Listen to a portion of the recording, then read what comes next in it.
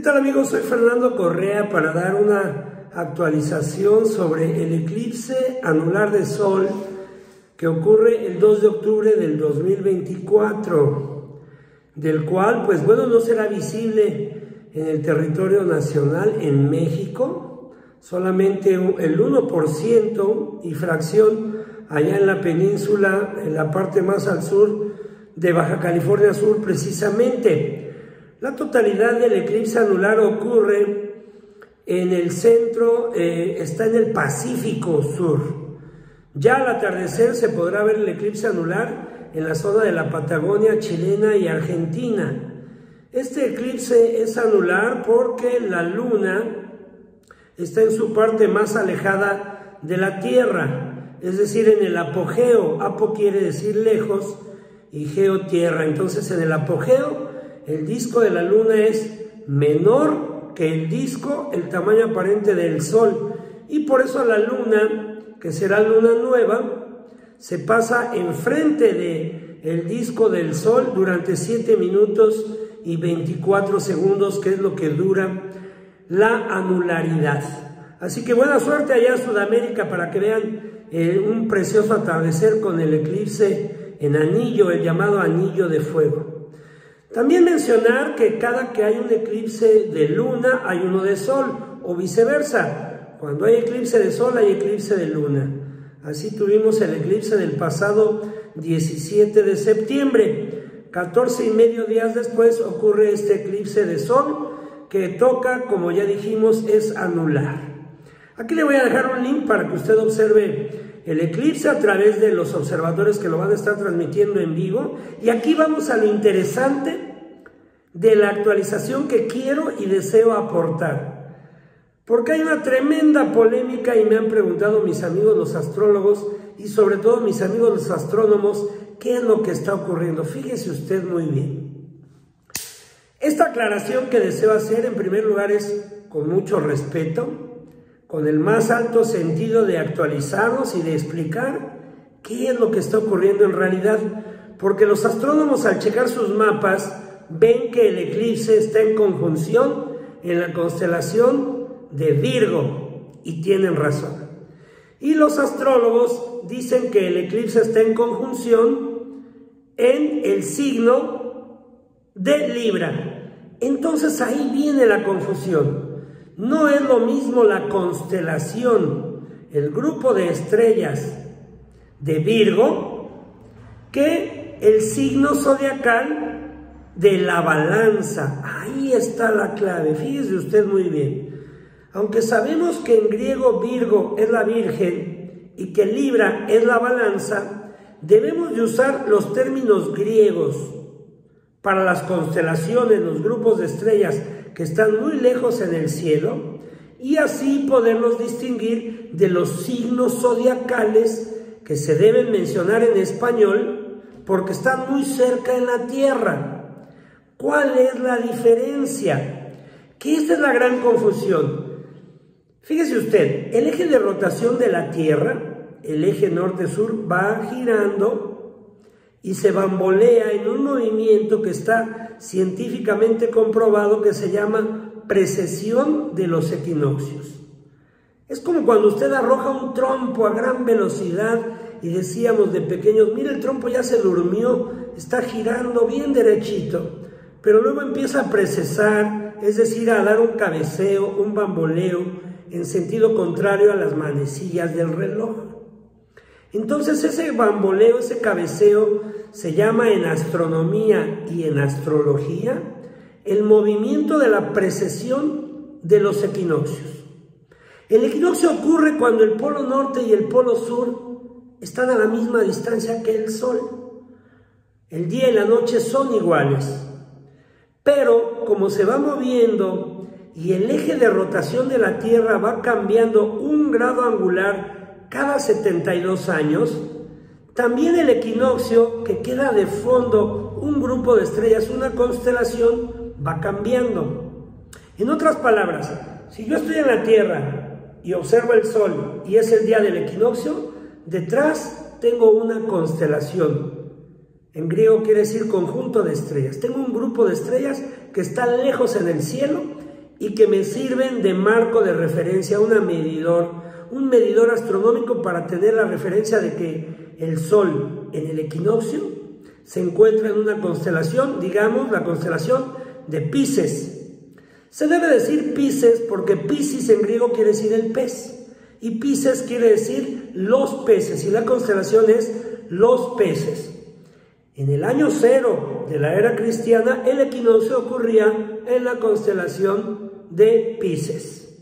Y el signo zodiacal se debe de llamar los peces, que es distinto. Les repito, la constelación astronómica, el signo del zodiaco constelación, es Pisces, lejos en el cielo.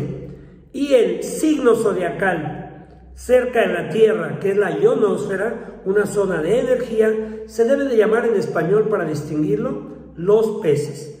Pero como se va moviendo el eje de rotación de la Tierra y precesa, es decir, se va retrasando un grado angular cada 72 años, ya salió de la constelación de Pisces y se pasó a la constelación de Aquarius. Por eso está desplazada una constelación en el año 2024. De hecho, la era de Aquarius, cuando el Sol está en equinoccio en la constelación de Acuario, empezó en el equinoccio de 1948. Por eso, los astrónomos, cuando vemos los mapas, vemos que están en conjunción la Luna y el Sol, la Luna nueva y el Sol en la constelación de Virgo, y tienen razón, están en el grupo de estrellas de Virgo.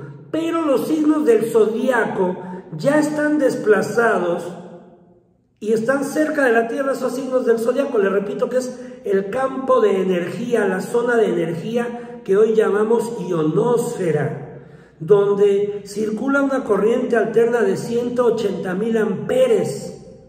Entonces, no es lo mismo, vuelvo a repetir, la constelación lejos en el cielo, el grupo de estrellas, que el signo zodiacal que está cerca, rodeando a nuestro planeta Tierra. Entonces, los astrólogos tienen razón cuando dicen que está en conjunción el Sol y la Luna, pero no en la constelación de Libra. Deben actualizarse los astrólogos con mucho respeto y decir la constelación de la Balanza, porque si la dicen en español, la distinguimos inmediatamente de la constelación astronómica que se debe decir en griego, como ya explicamos. En astronomía existe el término conjunción Luna-Sol, eso es eclipse, y también en astrología existe el término conjunción Luna-Sol y eso es eclipse. En este caso, la conjunción ocurre cuando el Sol está a 10 grados y 3 minutos de la constelación de Virgo, pero del signo zodiacal de la Balanza. Ahí está la gran clave. Como ya vivimos en la era de Acuario, esta era está determinada por la unificación de criterios, no por la separatividad, sino la unificación de las polaridades. ¿Por qué le digo esto? Fíjese muy bien. El ser humano tiene su polaridad pasiva y activa, masculina, femenina, positiva y negativa. No son contrarias, son complementarias. Asimismo, tenemos un hemisferio cerebral izquierdo y un hemisferio cerebral derecho. Y ambos constituyen las llamadas ciencias sagradas. Ciencia lo podemos entender en muchas formas, pero sobre todo la liberación del sufrimiento del ser. Liberarnos de algo, cada quien sabrá de qué. Sagrado significa, más allá de los términos teológicos o religiosos, sagrado significa lo que más vida tiene. Así, tenemos una ciencia sagrada llamada astrología, que pertenece a la rama de las ciencias sagradas subjetivas, ciencias sagradas inexactas, ciencias sagradas simbólicas, metafóricas, empíricas. Las ciencias sagradas del hemisferio cerebral derecho son entonces antítesis, son subjetivas. Es la teología, la mitología y la astrología. Y las ciencias sagradas objetivas son las ciencias exactas. Tenemos la matemática, la física, la química, la biología, la astronomía, que es la tesis, científico, comprobable, demostrable. Lo otro es la intuición, no se puede medir, pero es esencial también las cosas que llaman algunos del espíritu, de la divinidad, de lo que no puede definir, por ejemplo, el científico, que hay en el corazón, que día y noche tiene funcionando ahí esa energía que no han logrado describir. ¿Qué es un pensamiento? ¿Qué es un sentimiento? ¿Qué es un aroma? Todas las cuestiones subjetivas son la antítesis y todas las cuestiones objetivas son las tesis. Cuando usted tiene la antítesis, que es la astrología, y la tesis, que es la astronomía, las reúne y hace una nueva ciencia síntesis, nueva entre comillas, que si une astrología y astronomía le da cosmobiología. Los astrónomos deben de retomar los conocimientos de la sabiduría ancestral, de la astrología, para darle sentido a la astrobiología. Y los astrólogos deben actualizarse con los conocimientos astronómicos para darle sentido a la astrología y escalar, le repito, astrología y astronomía a la cosmobiología. De manera que esta aclaración sea y sirva para no generar separatividad, porque así no se ponen de acuerdo ni astrónomos ni astrólogos y sería muy útil que lo hagan. Fíjese usted por qué.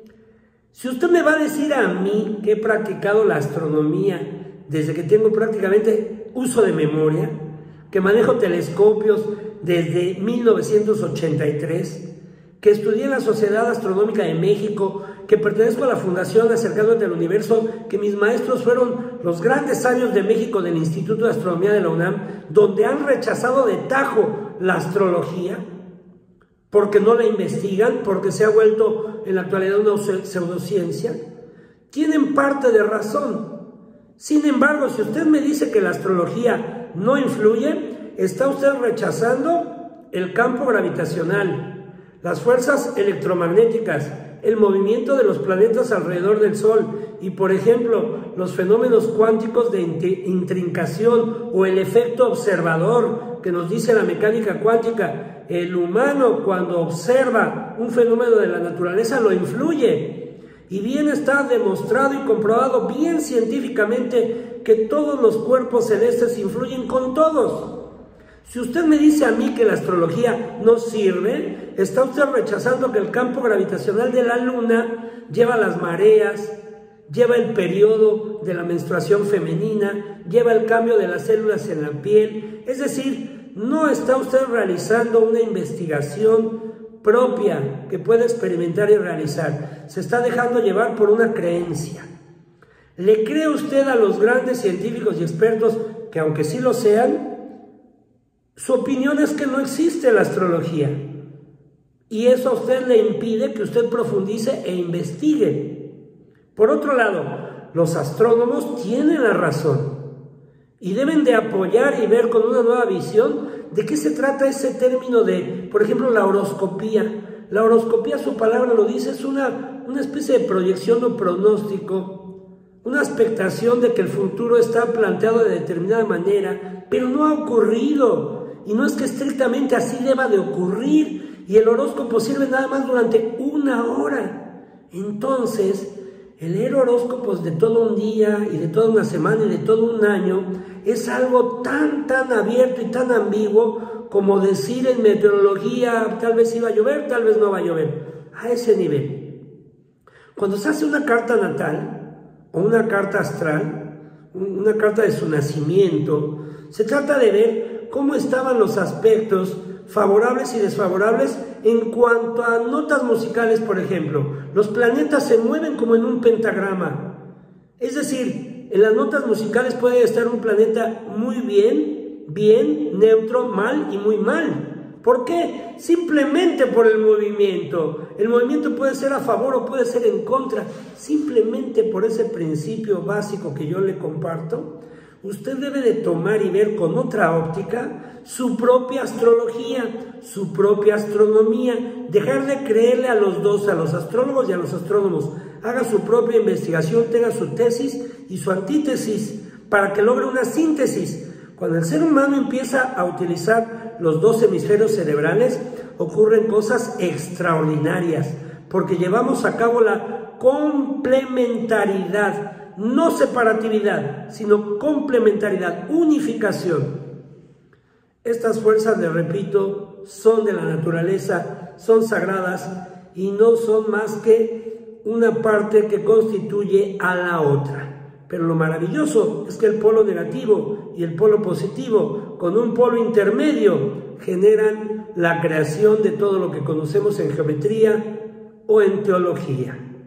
Así que sirva toda esta aclaración para que usted disfrute a propósito y con un muy buen propósito de este eclipse anular de Sol, con los fundamentos que nos da el avatar de la era de Aquarius, que vivimos en el año 76 de esta era, el Mahatma Chandra-Bala Serge Raynoa de la Ferrer. Yo me despido deseándole un feliz aquí y ahora, que es el único tiempo que existe. Pax.